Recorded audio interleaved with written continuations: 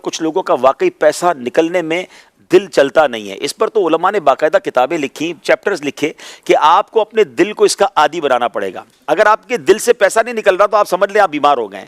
अब उसका तरीका ये लिखा कि बहुत थोड़े पैसों से शुरू करें। ज़कात तो खैर पूरी देनी पड़ेगी, लेकिन पूरा साल, यानी अगर आप 5 रुपये रोज़ के देना शुरू कर दें, फिर इसको 10 रुपये कर दें, फिर इसको 50 रुपये कर दें, फिर 100 करें, फिर 500 करें, फिर 1000 करें, और ख़ास तौर पर आप जो है वो सखावत के फ़ज़ाइल पढ़ें और इस यकीन के साथ पढ़ें कि नबी पाक अलैहिस्सलाम ने कसम उठाकर फरमाया कि मैं अल्लाह की कसम खाकर कहता हूं अल्लाह की राह में खर्च करने से माल कम नहीं होता। तो ये कंफर्म है, जो खर्च करते हैं उसका माल बढ़ रहा है, तो फिर आप बुखल क्यों कर रहे हैं? आप खर्च करें, आपका बढ़ेगा। अच्छा, एक और सवाल कर लेता हूं जिससे आपको और 2-4 वाला जवाब मिल जाएगा।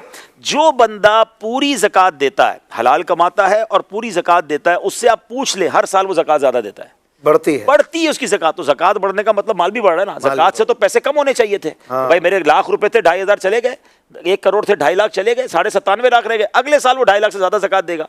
कैसे देगा? इसका मतलब मल्टीप्लाई हो रहा है। तो अगर बुखल करने वाले समझते हैं महंगाई की वजह से ज़कात बढ़ रही है, ऐसा है? नहीं, पैसे ही बढ़ रहे हैं हजरत, इतने बढ़ रहे हैं कि जो माशाल्लाह, मैं कल एक जगह बैठा था, वो साहब कमाल की बात कहते हैं, कभी कभी कारोबारी बंदा भी सिखा देता है। मैं मजे को मजा आ गया। उसने कहा यार ज़कात तो फर्ज है, ज़कात दे के हमने क्या काम किया? असल तो ये है कि राह खुदा में हमने उसके बाद क्या खर्च किया।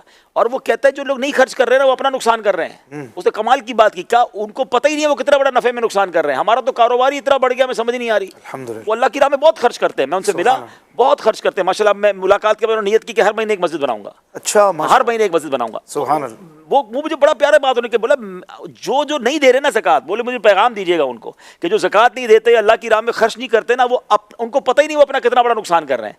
उनका कारोबार, उनके मालो दौलत में कितनी बरकत आने वाली है, उनकी सोच है। ये वो तमाम चीज़ें हैं जो पता चल रही है कि जो खर्च कर रहा है। और यकीन करें अशफाक भाई, दुआ करें, आप भी करें, मैं अपने लिए भी करता हूँ, अल्लाह मुझे और आपको अल्लाह की राह में खर्च करने का मज़ा दे दे।